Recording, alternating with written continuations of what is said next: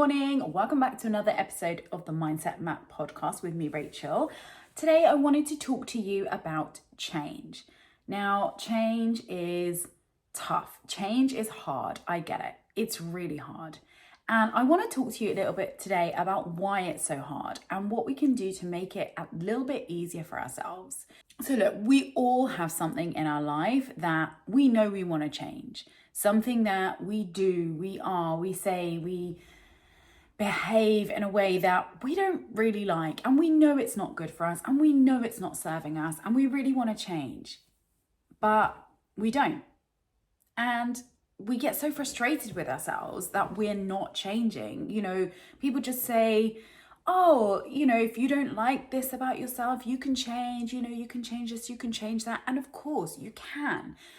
But it's not that simple. And I think sometimes if we're not aware of the work that goes into making those changes, then we just feel like, oh, what's the point? Because I try to change and I can't. And so therefore, I'm not going to bother. It's just who I am. I'll just put up with it. But understanding the kind of reasons behind why the change is that difficult can really, really help to just open our eyes to what we actually need to do and what is the work that we need to do if we want to change something. Because we try to do something, we try to make a change, maybe we are able to change it for like a day or so, and then things slip back and we just get more frustrated with ourselves. So why does this happen? Well, our actions are rooted in our identity. Now, I could talk about identity for days and days on end and probably bore you to tears because I love the subject so much. So I'm going to try and just break it down into really, really simple basics that make sense and that you can understand as to what is happening and why that change is so difficult. So our actions, we act in ways that align with who we believe that we are. Now, this is all subconscious. This is not us choosing to act in a certain way. This is our default behavior based on who we believe that we are.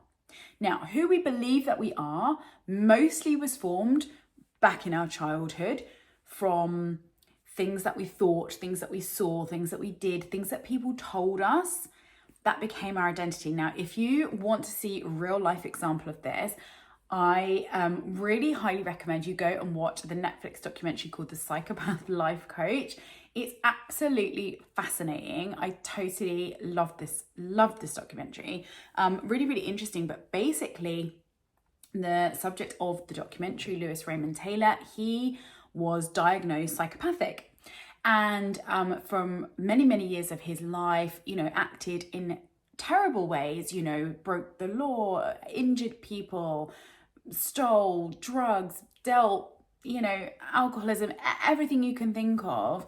And basically he turned his life around. And the way in which he did that was by realizing that he was acting in a way that aligned with who he believed he was.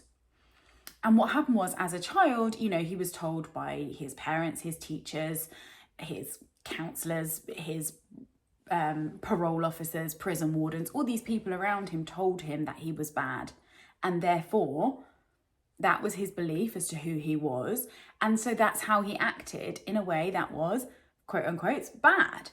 And so by understanding that that was his identity and that was the part of himself that he needed to work on, that he needed to change, that would then in turn help him to change his actions so that his actions align with a new identity. So really, essentially how this works is, we form beliefs at any age of our life, but a lot of our beliefs, our core deep beliefs, are formed very early on. Now, these beliefs are just that, they're beliefs. They're not facts, they're not truth, they're not set in stone, they are a belief. Now, our belief was once an idea or an opinion, and those ideas and those opinions were once just a passing thought. You have a passing thought about yourself, but if you have that passing thought multiple times, it becomes an idea. And if you keep talking around that and thinking and acting in that way that aligns with that, then that idea forms into a belief, and that becomes deep rooted into our subconscious. So if we're not aware of that, then we're going to continue to act in whatever that belief is. So let me give you an example. Let's say you are someone who is always late.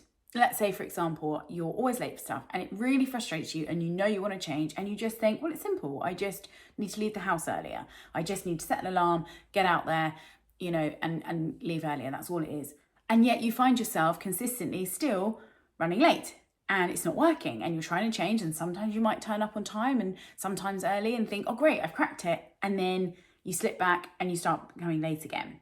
And why does this happen? This happens because our identity is that I am someone who is late. We hear ourselves telling people that. You'll say, oh, I'm always on the late side, or I'm always rushing around, I'm never on time. All those little phrases that we say, our brains hear that and they think, oh, okay, that's who we are, right? So we'll act according to that identity. So it's really quite simple when you think of it, in that what we tell ourselves is who we become. So what we need to do is we need to start telling ourselves something different. And I know, easier said than done, I totally get that. But it's understanding what is the work that we need to do. Really, the work is not about setting alarms earlier, getting out of the house sooner. That may help, and that will help once we start to shift the identity, but you've got to do the two in tandem. Otherwise, those practical actions are not going to stick because we're not doing the underlying work, which is, why am I always late? Well, I'm always late because this is some identity that I've given myself or that someone else has given me. Maybe your parents always said it to you when you were trying to get out the house for school. Maybe they were always like, oh, why are you always so late? Why can you never get to school on time? Why are you this? Why are you that? Whatever it is that's said to you that you've taken on as your identity as, okay, I'm now someone who's late. And therefore it's challenging that and doing the work to go, okay, what if I'm not that person? What if I can be someone different? What if I can be somebody who is working to be more on time for things? What if I'm somebody who doesn't need to rush? And it's working on that identity. And again, I say, it's not easy. It's not just a quick fix of like, oh, I'll just tell myself that I'm an early person and therefore I'll no longer be late for stuff. Unfortunately, I'd love it to work that simply, but it doesn't.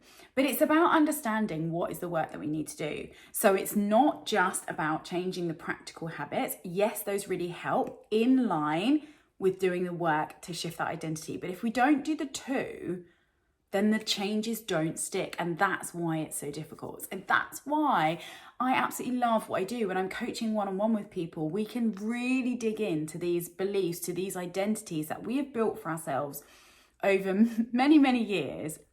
And those are the things that we want to change. And so one-to-one in a coaching session, we can work through, we can challenge those beliefs and we can talk about where they came from, why, they're not necessarily true. And we can look for examples of where they haven't been true. And that really challenges that belief. And it allows our brain to go, oh, okay, maybe this isn't who we are. Maybe there are other examples that I can think of where that wasn't the truth. And in which case it's not set in stone. That's not our definite identity. We can change that. But if we want to make those changes, we need to do the two pieces of work in tandem. We need to work on that identity and shifting that, and we need to then look at the habits and practical steps that we can take to do the thing. So I hope that makes sense. It's really just wanted to explain why change is so difficult and why it's so hard to stick if we don't do that underlying identity work at the same time. So yeah, if you want any support or help around this and you know that this is an area that you really want to work on, then drop me a DM over on Instagram, Facebook, TikTok. I'm at Rachel Bloomfield Coaching at all the socials. I'd love to chat further about this area because, as I say, it's one of my favourite topics to talk about, and it's just so fascinating, and what it is that shapes our identity and how we can shift that just can really make massive shifts in our lives. So I hope that helps. As I say, come chat with me over on the socials and I will see you next week.